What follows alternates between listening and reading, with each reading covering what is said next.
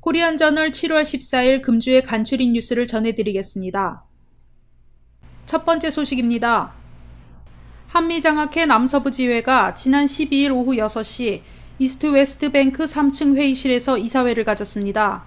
지난 6월에 장학생 선발 지원을 마감한 한미장학회는 오는 8월 31일까지 장학생 선발을 마무리하고 10월 14일 장학금 수여식을 갖는다고 밝혔습니다. 이날 이사회에선 장학금 전달식과 더불어 장학기금 마련을 위한 골프대회, 코리안 페스티벌 참가, 유명 가수 김범수 초청 갈라 등의 계획에 관해 논의가 이루어졌습니다.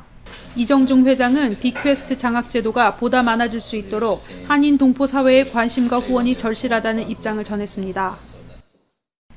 한인중앙장로교회의 도움으로 휴스턴 지역 거주 한인 동포들의 사회복지 증진을 위해 작년에 처음 실시했던 론스타 법률자문 무료 서비스를 매월 첫째 금요일마다 다시 실시한다는 반가운 소식입니다. 한인중앙장로교회와 론스타 법률자문이 한인 동포들에게 무료 법률 서비스를 제공하게 된 것은 그동안 정금화 소셜워커가 어려운 상황에 있는 한인들을 위해 개별적인 도움을 주어오다가 론스타 법률자문과 연결해 저소득층과 사회 약자들의 고충을 해결해주는 실질적인 창구를 마련하게 되었습니다. 무료 법률 서비스는 한국말이 능숙한 에스더긴 변호사가 작년에 이어 봉사할 예정으로 정금화 소셜워커는 메디케어, 메디케이드 등 의료 부분과 푸드스탬프, 가정폭력, 소비자 보호, 인종차별적 불이익 등 대부분의 영역에서 이루어지지만 상해나 영주권 같은 이민 서류에 관한 상담은 제외된다고 말했습니다. 또한 신분이나 현재 상황 등에 대한 철저한 비밀 보장을 하고 있으므로 혼자서 마음고생하지 말고 꼭 사회복지 무료 법률 서비스에 일단 전화로 문의해 전문가의 도움을 받기 바란다고 말했습니다. 어린이 안전사고 예방단체인 키즈앤칼스에 따르면 100도가 넘는 폭염 속 차 안에 방치된 어린이들이 1년에 평균 37명이 희생되며 올해만 해도 벌써 9명이나 사망했다고 합니다.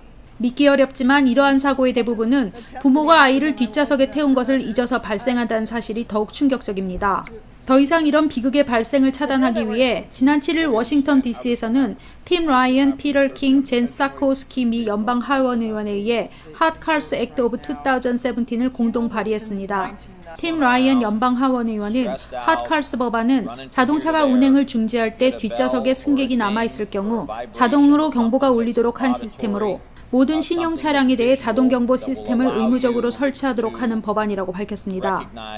한편 일선 경찰들과 관련 단체는 평소 차량 문을 잠글 때 가까이서 차 안을 한 번 더 확인하고 뒷좌석에 아이를 태울 때는 조수석에 인형을 태워 사고를 미연에 방지하는 방법들을 권하고 무엇보다 차 안에 아이가 혼자 남겨져 있으면 발견 즉시 911에 신고해 줄 것을 당부했습니다. 러벅 텍사스주에 사는 14세 소녀가 지난 9일 욕조에서 휴대전화를 충전하다가 감전이 돼 숨지는 안타까운 사고가 발생했습니다. MBC 방송 제휴사 KCBD에 따르면 메디슨 코라는 올해 중학교 졸업생은 지난주 아빠 집에 있는 뉴멕시코주 러빙턴을 방문해 목욕을 하던 도중 양손에 화상 자국을 입은 채로 사망했다고 보도했습니다. 코의 사망 원인에 대해서는 전화기를 빠뜨린 것이 감전사의 원인인지 감전된 이후 물에 빠뜨렸는지는 확인되지 않고 있습니다.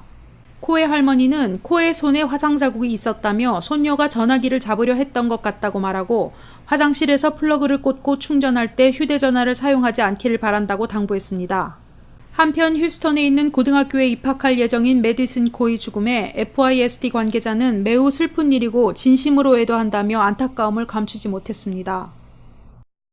지난 6일 LA 총영사관은 2010년 국적법 개정으로 선천적 한미 복수 국적자에게는 미국 여권의 한국 비자를 발급하지 않는다면서 선천적 한미 복수 국적자는 한국에 입국할 때 미국 여권의 한국 비자를 발급받을 수 없어 한국 여권을 사용하거나 국적 이탈을 해야 한다고 밝혔습니다. 박상욱 법무영사는 국적법 2조에 따라 미국에서 출생 당시 부모 중 한 사람이 한국 국적을 갖고 있으면 자동으로 한국 국적을 보유하게 된다면서 선천적 복수 국적자는 미국 여권의 한국 비자를 발급받으려면 개정 국적법에 따라 국적 선택 조항 시행일인 2010년 5월 4일 이전에 만 22세가 지나 한국 국적이 자동 상실된 경우에만 가능하다고 주의를 당부했습니다. 2010년 5월 4일 이전에는 국적 선택 기간이 지나면 한국 국적이 자동 상실됐으나 2010년 5월 4일 이후에는 국적 선택 기간이 지나도 한국 국적이 자동 상실되지 않기 때문에 한국에서 장기 체류하려면 사전에 총영사관을 통해 출생신고와 한국 국적 이탈 절차를 밟아야 합니다. 박영사는 한국 복수 국적자는 한국과 미국 여권을 모두 소유할 수 있다면서 미국에서 출국할 때는 미국 여권을, 한국에 입국할 때는 한국 여권을 사용하는 방법도 있다고 전했습니다. 한인타운에서 제일 큰 샵, 자동차 종합정비소, 바디 메케닉 샵, 모든 보험 처리 대행,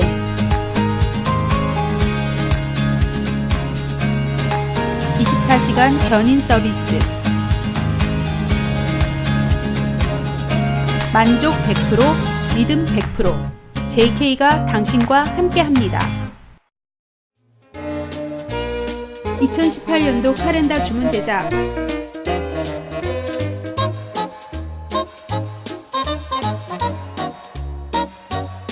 명함 및 각종 인쇄물 제작,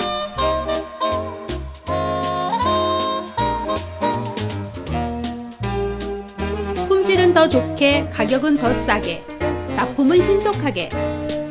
이제 휴스턴과 함께하는 코리안 저널로 주문하세요.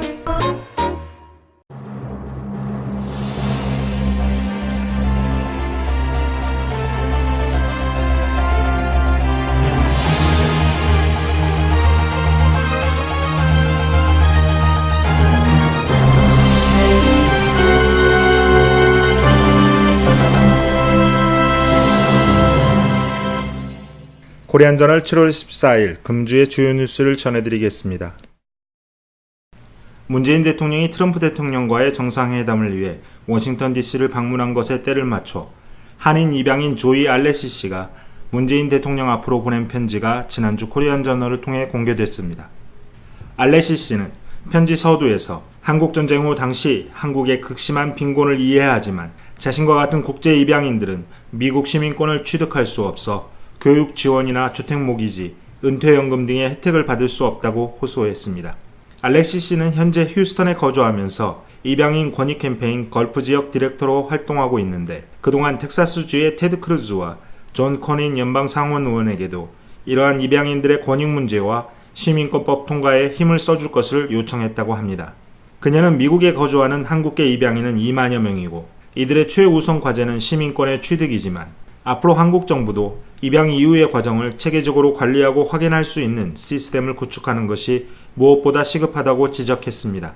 또한 코리안저널의 인터뷰 요청에 감사를 전하면서 이번 기회를 통해 휴스턴 동포사회에 입양인 시민권법이 제대로 알려지고 청원운동으로 이어지길 바란다고 간절한 기대를 전달했습니다. 입양인 시민권법 청원운동에 참여하려면 입양인 권익 캠페인 사이트인 adoptiverightscampaign.org에 들어가서 2017년 페티션에 참여하기를 눌러 필수 항목에 기재하고 확인을 누르면 됩니다. 또한 이메일이나 카톡, 페이스북, 트위터 등 SNS를 활용해 주변의 친구나 친지, 회사 동료, 교회 그룹과 멀리 한국에까지 이러한 청원운동에 동참하도록 동포회가 발휘되기를 기대해봅니다. 휴스턴 체육회가 지난 달라스 미주 한인체전에서 종합 2위라는 쾌거를 이루고 지난 8일 오후 6시 30분 한인회관에서 해단식을 가졌습니다.